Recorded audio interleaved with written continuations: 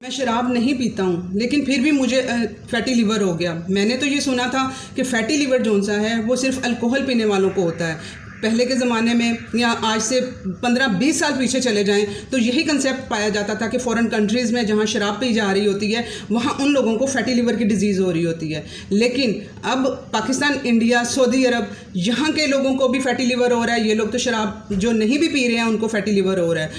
इसे कहते हैं non alcoholic fatty liver disease. अब क्या चीज़ उसमें पाई जा रही है अल्कोहल में जिसकी वजह से उनको फैटी लिवर हो रहा है, जो होता था या हो रहा है जो पीते हैं शराब।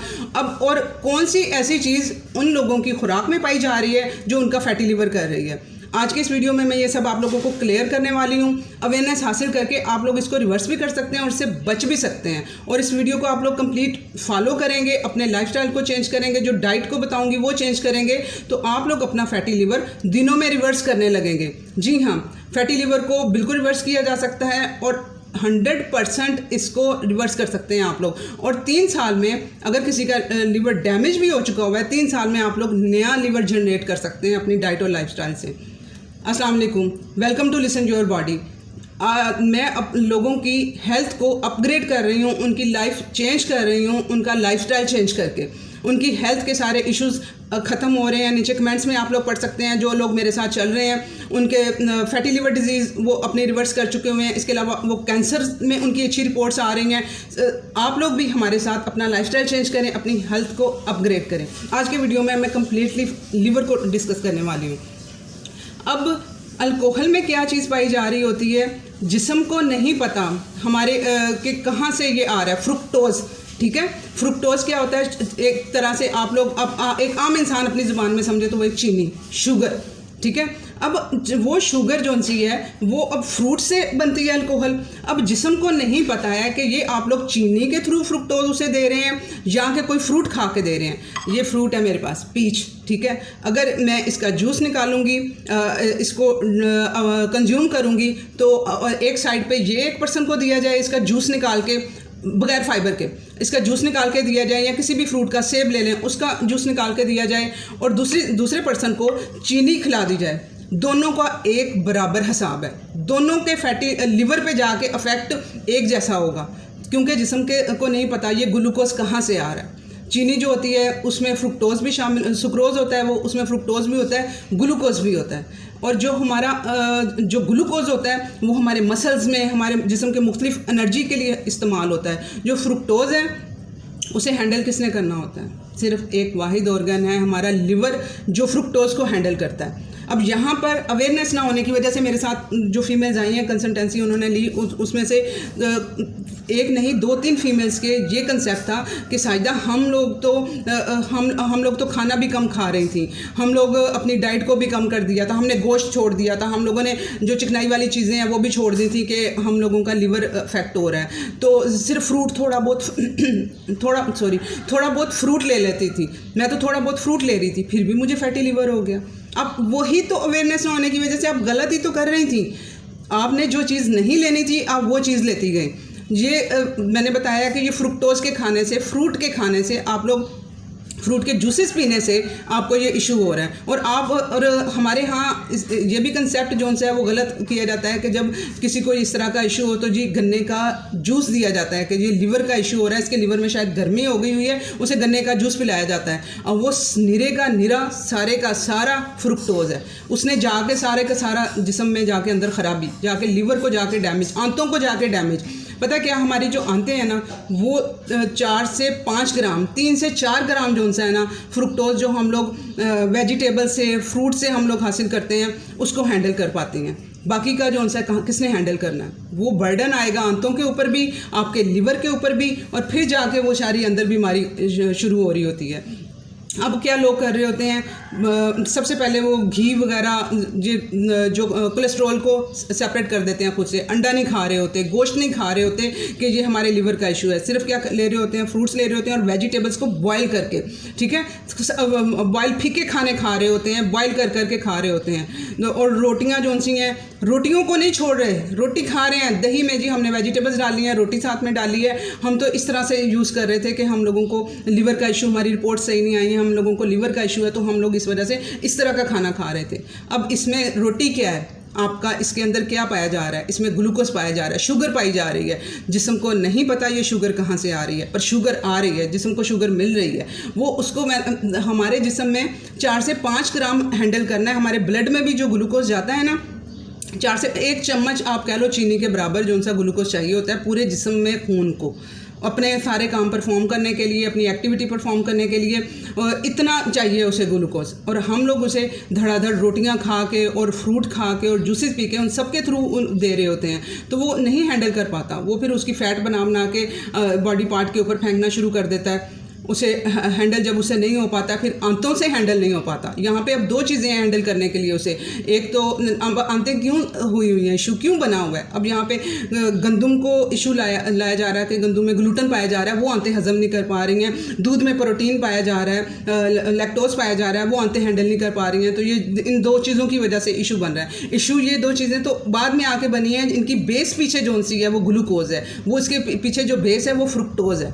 ठीक है, तो आप लोगों ने अब मुझे जो मशीनरी नज़र आ रही होती है ना, जूस निकालने वाली फैक्ट्री मशीन जो घरों में रखी होती है या बाहर मैं देख रही होती हूँ, मुझे वो फैटी लिवर नज़र आ रहा होता है जहाँ जहाँ पे वो पड़ी हुई हैं। वो सीधा फ्रूट का जूस, अनार का जूस निकाल रहे हैं, सेब का जूस निकाल रहे हैं, वो सारे का सारा फ्रुक्टोज है। वो सारी की सारी बीमारी अंदर फेंक रहे हैं और इसकी वजह से कैंसर और ये सारे जो इशूज़ और चीनी खा लेने से, शुगर खा लेने से, ग्लूकोज खा लेने से सिर्फ एक फैटी लिवर का मसला नहीं हो रहा है, डायबिटीज़ 2 हो रही है आप लोगों को, आपकी बॉडी इंसुलिन रेजिस्टेंस हो रही है, आपको थायराइड का इशू हो रहा है, आपको अर्थराइटिस का इशू हो रहा है, आपको थायराइड जो सा है अफेक्ट कर रहा होता है लिवर के साथ। जब लिवर सही तरह से काम नहीं परफॉर्म कर पाता है तो तब थायराइड का इशू होता है। ठीक है, तो ये कैंसर, ये सब सारी बीमारियाँ, डिमेंशिया, ये ब्रेन से रिलेटेड जो सारी डिजीज़ आ रही हैं, उन सब के पीछे क्या है, ये ग्लूकोज है। तो अब ये एक आप लोग खा के अपने अंदर कितनी बीमारियां चला रहे होते हैं और अवेयरनेस ना हासिल होने की वजह से कि ये इस तरह से ये सारा कुछ किया जा रहा होता है। अब क्या है, ये अमेरिकन न्यूट्रिशन स्टडी में, हेल्थ स्टडी में की गई, उसमें क्या किया गया, उन्होंने 7 दिन के लिए एक ग्रुप को वो फ्रुक्टोज रिच फूड दी है। ठीक है, फ्रुक्टोज उनको सिर्फ दिया गया। उसने क्या 2 काम किए, उनकी बॉडी की इंसुलिन रेजिस्टेंस बढ़ा दी, बॉडी जो सी उनकी इंसुलिन उसकी डिस्टर्ब कर दी। इंसुलिन रेजिस्टेंस क्या होता है, आप मेरा वीडियो इंसुलिन रेजिस्टेंस वाला आप लोग वो देख लें। उन्होंने उसको बढ़ा दिया। उसके अलावा उन्होंने उसके लेप्टिन हार्मोन जो सा है उसको उन्होंने डीएक्टिवेट कर दिया, उसको एक्टिवेट ही नहीं होने दिया। अब लेप्टिन हार्मोन क्या होता है? लेप्टिन हार्मोन होता है जो हमारी भूख के बारे में सेटिस्फाई करता है, हम लोगों को ब्रेन को सिग्नल देता है। ये वाला हार्मोन जब हम खाना खाते हैं ना तो लेप्टिन हार्मोन रिलीज़ होना चाहिए। ये क्या करता है, ये सेटिस्फैक्शन का सिग्नल देता है ब्रेन को कि हाँ मैं फिल हो गया हूँ। जब फ्रुक्टोज लेते हैं, जब फ्रूट ज़्यादा लेते हैं तो क्या होता है, ये उसको डीएक्टिवेट कर देता है, एक्टिवेट ही नहीं होने देता है उसको, लेप्टिन हार्मोन को। और आप लोग इसी वजह से फ्रूट खा के आप लोगों की भूख नहीं मिटती है। रोटियां खाली खा लें आप, आपकी भूख कभी भी नहीं मिटेगी। ब्रेड खा लें, आपको खाएंगे 2 घंटे बाद फिर आप लोगों को तलब होगी उसकी। ठीक है, ये ज़रा करके क्या देखना है आप लोगों को, ये आइडिया होगा। ये थोड़ी 2 घंटे बाद जो आप लोगों को भूख लग रही होती है, ये इसी वजह से कि आपका लेप्टिन हार्मोन आप लोगों ने उसको डिस्टर्ब कर दिया हुआ है इतनी ज़्यादा शुगर और ग्लूकोज खा के। जब वो जिन लोगों का वो ठीक होगा हार्मोन, तो वो क्या, उनको सिग्नल जाएगा ब्रेन को सेटिस्फाई का कि हाँ मैं फिल हूँ, तो तब वो खाना भी कम खाएंगे और उन लोगों की बॉडी भी इंसुलिन रेजिस्टेंस नहीं होगी। तो ये आप लोगों को अब अपने लाइफस्टाइल को चेंज करके इसको सीधा करना है। अब उसके अलावा अब एक चीज़ तो आप लोगों ने अब समझ लें कि किस तरह से लेना है। क्या अब ये इशू बन रहा है फ्रूट की वजह से, तो क्या हम ये फ्रूट खाना छोड़ दें? नहीं, आप लोगों ने फ्रूट खाना नहीं छोड़ना है, अपना तरीका बदलना है, अपने खाने का तरीका बदलना है। जो आप लोग जूसेस पी रहे होते हैं, पहले नंबर पे तो मैं नेचुरल की ही बात करती हूँ कि आप लोग जब सेब का जूस निकालना है, उसको सेब के जूस को निकालने के बजाय आप उसको होल फ्रूट को खाएं, सेब खाएं कंप्लीट। अगर जूस पीने को भी दिल चाह रहा है तो आप लोग उसको कंप्लीट को छिलके समेत, उसका जो से बीज निकाल के छिलके समेत जो सा है उसे ब्लेंड करें पानी के अंदर, उसकी स्मूदी बनाएं। ये होती है स्मूदी। ठीक है, उसमें बगैर चीनी डाले हुए, बगैर कोई और उसमें शुगर वगैरह कुछ, कोई भी मीठा, कोई भी फ्लेवर ऐड किए बगैर उस फ्रूट को ब्लेंड करके आप उसकी स्मूदी बना के वो आप यूज़ करें। और उसको भी आप लोगों ने खाली पेट नहीं पीना है, आप लोगों ने अपने मील के साथ उसको लेना है, ताकि वो, क्योंकि जब आप वो लेंगे ना, इंसुलिन ने आना ही आना है। जब खाने के करीब, खाने के साथ आप लोग लेंगे, एज अ स्वीट डिश उसे लें। खाना खाया आप लोगों ने, अपने फ्रूट को एज अ स्वीट डिश आप लोग एंड पे फ्रूट को खाएं एज अ स्वीट डिश। ठीक है, या फ्रूट चाट बना लें, या उसकी स्मूदी जो सी है वो अगर आप लोगों ने खाने के बाद पीनी होगी तो बहुत पतली नहीं करनी होगी, आप लोगों को गाढ़ी टाइप में करनी होगी। अगर पतली करेंगे तो आपका डाइजेशन डिस्टर्ब होगा, डाइल्यूट हो जाएगा आपका जो स्टमक एसिड पहले ही नहीं है, और आप लोग वो पानी वाली स्मूदी पी रहे होंगे तो वो आपको और डाइल्यूट कर देगा, तो आपका खाना हजम नहीं हो पाएगा, ब्लोटिंग आपको होगी, वो उल्टा आप अजाब में पड़ जाएंगे। होल फ्रूट खाएं, उसमें क्या होता है, ये जो फाइबर है वो उसको हैंडल करने आहिस्ता आहिस्ता ब्लड में लेके जाता है, जिससे कि वो हमारा लिवर भी हैंडल कर लेता है और हमारी आंतें भी हैंडल कर लेती हैं। तो वो जूस की फॉर्म में एकदम से जाना और फाइबर भी नहीं होना उसके अंदर, तो ये फाइबर आपका हेल्प करेगा। वेजिटेबल्स में भी जो ग्लूकोज फ्रुक्टोज पाया जाता है वेजिटेबल्स में भी होता है, ठीक है, जिस तरह से चुकंदर हो गया उसमें भी पाया जाता है। अगर आप उसका जूस निकाल के पियेंगे, मैंने चुकंदर पे 2 वीडियोज़ बनाई हैं, ठीक है, सर्दियों में ये होता है, तो आप उसमें मैंने बताया भी था कि आप लोगों ने जूसेस नहीं निकालने हैं, जूस निकाल के पियेंगे उसका फाइबर उठा के फेंक देंगे। जिसम को नहीं पता ये चुकंदर से शुगर आई है या कि ये वाइट शुगर जो है वहाँ से ये ग्लूकोज आया है, उसे नहीं पता, वो समझेगा वही आया, वही उसने इंसुलिन रेजिस्टेंस बनाना है, वही उसे हैंडल नहीं हो पाएगा, वही सारा प्रोसीजर रिपीट होगा। तो इस वजह से आप लोगों ने फ्रूट लेना है तो फाइबर की तरह लें और लिमिटेड फ्रूट खाएं। आप लोगों ने एक फ्रूट, एक टाइम में एक फ्रूट आप लें। 3 मील ले रहे हैं, 3 मील के साथ एक फ्रूट आप लोग एज अ स्वीट डिश आप लोग ऐड करें। और जो डिब्बे वाले फ्रूट जूस हैं वो तो आप समझ लें कि अपने बच्चों को जहर दे रहे होते हैं। उसके ऊपर अगर लिखा भी हुआ है कि 100% ये प्योर है, उसके पीछे इंग्रेडिएंट तो पढ़ा करें आप लोग, ठीक है, तब भी उन्होंने उसमें ग्लूकोज, उसमें शुगर उसमें उन्होंने डाली होती है, कॉर्न सिरप उसमें डाले हुए होते हैं उसको मीठा करने के लिए। तो आप लोगों ने वो बिल्कुल भी नहीं पीने हैं। ये वजह बन रहे हैं फैटी लिवर की। बच्चों को क्यों हो रहा है? बच्चे ऐसा क्या, बच्चे तो शराब नहीं पी रहे हैं, बच्चे ये शराब से भी बुरी चीज़ ये यहाँ पर ये जो है पी रहे हैं, ये जूसेस पी रहे हैं। इन जूसेस को बंद करें, डिब्बे के जूसेस अपने बच्चों को पिलाना बंद करें, उसके थ्रू वो उनका फैटी लिवर हो रहा है बच्चों का, और ये उसी वजह से फिर उनका लेप्टिन हार्मोन सेटिस्फाई नहीं हो पाता। वो फिर स्नैकिंग करते हैं, चिप्स के पैकेट खोलते हैं खाना खाने के बावजूद, क्योंकि वो उनका लेप्टिन हार्मोन ही एक्टिवेट नहीं हुआ होता। लेप्टिन हार्मोन को एक्टिवेट करवाना है आप लोगों ने, और ये अपना लाइफस्टाइल चेंज करके। ये बात होगी। अब प्रोटीन जिसे के छोड़ा जाता है कि हम लोगों को ये प्रोटीन इशू कर रही है हमारे लिवर को, प्रोटीन ने तो उसे ठीक करना है, प्रोटीन ने तो हेल्प करनी है उसको ठीक करने के लिए। तो इस वजह से आप लोगों ने प्रोटीन मत छोड़ें, जो चीज़ छोड़ने वाली है वो मैंने बताई है, आप लोगों को प्रोटीन को ऐड करना है। ये रिसर्चेस की गई कि जो लोग अपना जो नाश्ता है सुबह का सेवरी ब्रेकफास्ट करते थे, सेवरी का मतलब है कि जिसमें कि गुड प्रोटीन आ गई, गुड फैट आ गई, वो वाला नाश्ता करते थे, तो उन लोगों को पूरा दिन भूख कम लगती थी, उन लोगों को पूरा दिन स्नैकिंग नहीं होती थी, उनका लेप्टिन हार्मोन पीक पे होता था, उनको एक्टिवेट रहता था, ठीक है, उन लोगों को फिलनेस का वो देता था कि फिल है बॉडी, खाना की ज़रूरत नहीं है, बार बार स्नैकिंग की ज़रूरत नहीं है, वो नहीं स्नैकिंग की तरफ जाने देता। तो इस वजह से अपने ब्रेकफास्ट को कंट्रोल करें। ब्रेकफास्ट सबसे अच्छा होना चाहिए और वो प्रोटीन और गुड फैट रिच होना चाहिए। मैंने प्रोटीन पे भी वीडियो किया है, आपको आइडिया हो जाएगा कि प्रोटीन के कौन कौन से सोर्सेज आप लोगों ने वो यूज़ करने हैं। और नाश्ते का भी मेरे वीडियोज़ हैं, यहाँ पर आपके पास चॉइसेस हैं कि आप लोगों ने कौन सा बेस्ट नाश्ता है आप लोगों के लिए। तो आप लोगों को आइडिया हो जाएगा कि हमने प्रोटीन को पूरे दिन में किस तरह से लेके चलना है। तो सबसे पहले अपने नाश्ते अपने बच्चों का नाश्ता जो उनसे सेवरी ब्रेकफास्ट बनाएं। अब उसमें जो उनसे क्या हो रहा होता है, यहाँ पे ब्रेड लिया जा रहा होता है, जैम लिया जा रहा होता है। ब्रेड क्या है? कार्बोहाइड्रेट्स, उसमें भी ग्लूकोज पाया जा रहा है। जैम क्या है? नीरा फ्रुक्टोज, वो दिए जा रहे होते हैं बच्चों को। सीरियल जो ये दलिए निकले हुए हैं, फ्रुक्टोज है सारे के सारे, ग्लूकोज है उनके अंदर सारे का सारा, तो वो सेवरी नहीं है ये सारे ब्रेकफास्ट। आपका ब्रेकफास्ट ही गलत स्टार्ट हुआ है तो पूरा दिन आपका कैसे अच्छा गुजरेगा। तो आप लोगों ने प्रोटीन इनटेक, आपको हर मील के अंदर 30 ग्राम आपका होना चाहिए प्रोटीन, ठीक है।